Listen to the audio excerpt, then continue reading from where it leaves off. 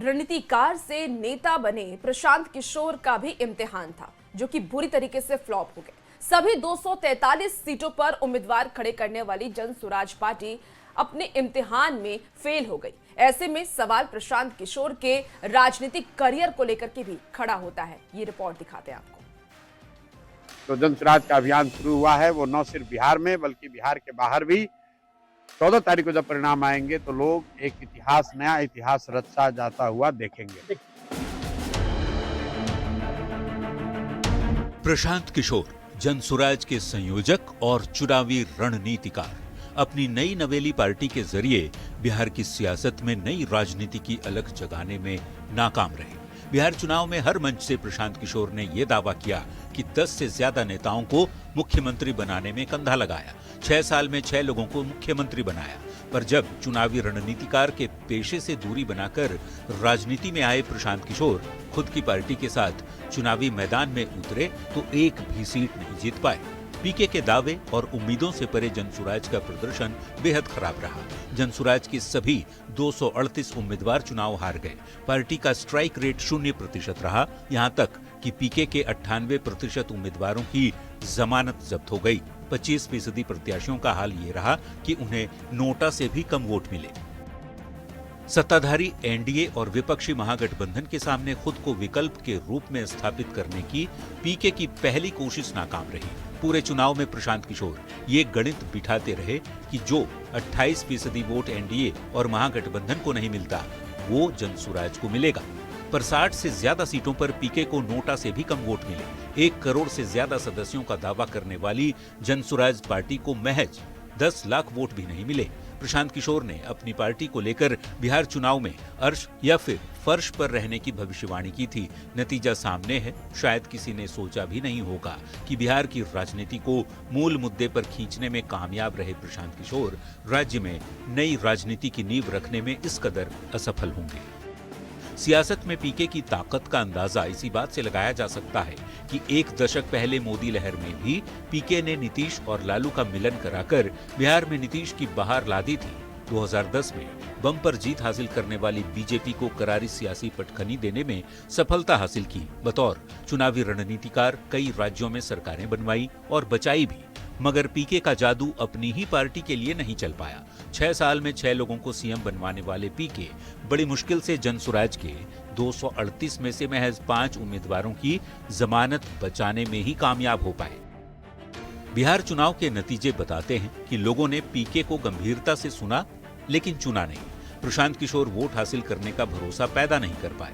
चुनाव में कोई छाप छोड़ने में बुरी तरह नाकाम रहे। अब सवाल है कि नतीजे से पहले चुनाव की सबसे बड़ी सनसनी बनकर उभरे प्रशांत किशोर अब भविष्य में क्या करेंगे। देखना होगा पीके असफलता के बाद वापस चुनावी रणनीतिकार की भूमिका में लौटते हैं या फिर भविष्य के लिए संघर्ष का रास्ता अपनाते हैं। Bureau report, news 18।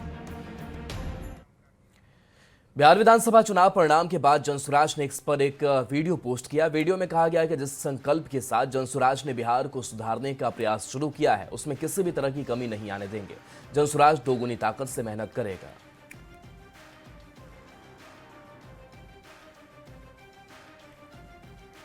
और जनसुराज के प्रदेश अध्यक्ष का पोस्ट जनता का फैसला सिर झुका करके स्वीकार है। जन बल के आगे कोई बल नहीं, हम हारे जरूर लेकिन हमारी हिम्मत नहीं हारी।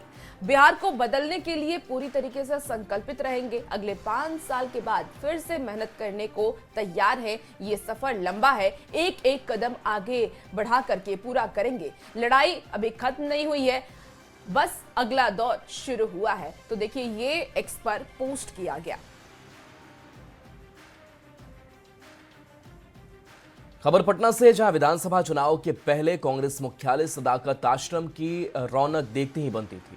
नेताओं से लेकर कार्यकर्ताओं की भारी भीड़ जुटी रहती थी, लेकिन बिहार में खराब प्रदर्शन के बाद पार्टी कार्यालय में सन्नाटा है। चुनाव परिणाम में खराब प्रदर्शन के बाद सदाकत आश्रम में इक्के दुक्के नेता और कार्यकर्ता ही यहां पहुंचते हैं।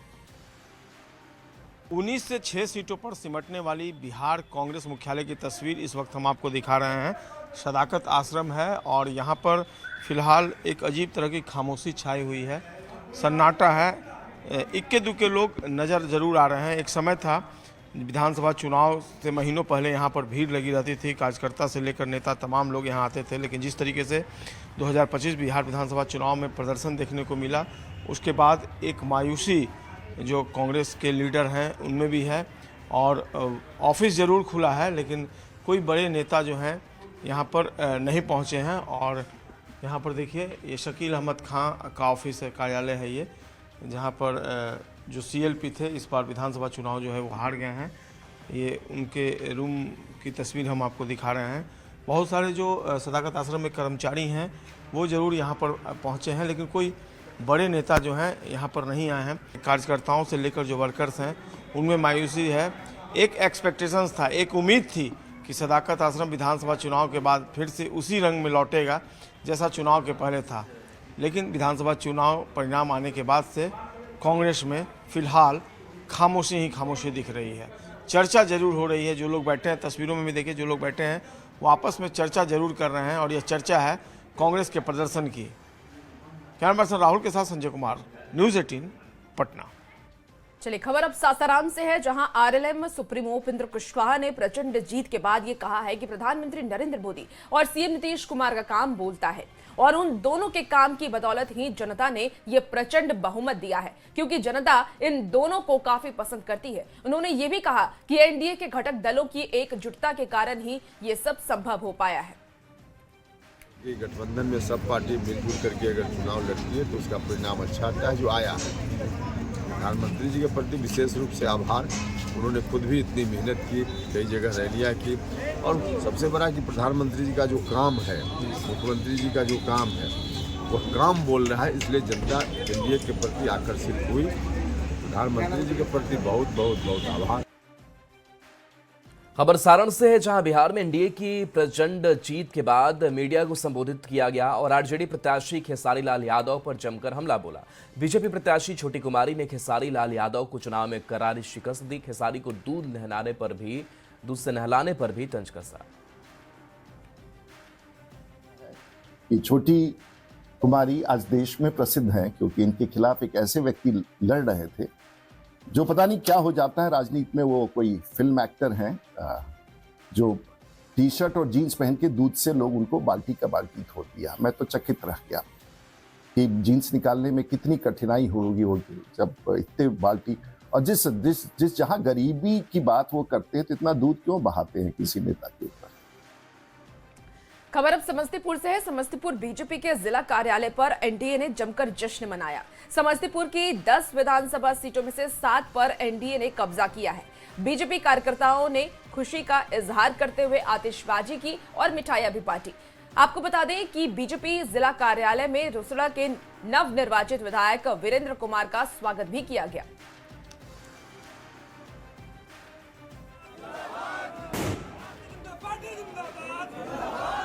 रोसड़ा की जनता अपना जो विरासत रहा है, सांस्कृतिक विरासत, उसे प्राप्त करने के लिए अपना एक एक मत का सदुपयोग किए हैं। उसके लिए हम तहे दिल से उनके प्रति आभार व्यक्त करते हैं।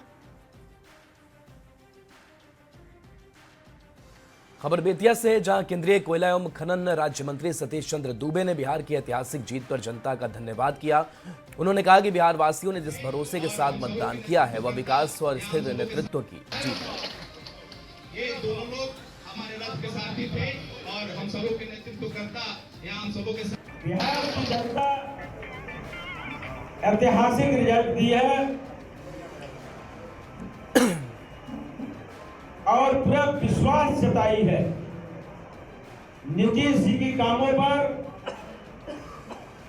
आदरणीय मोदी जी के कामों पर।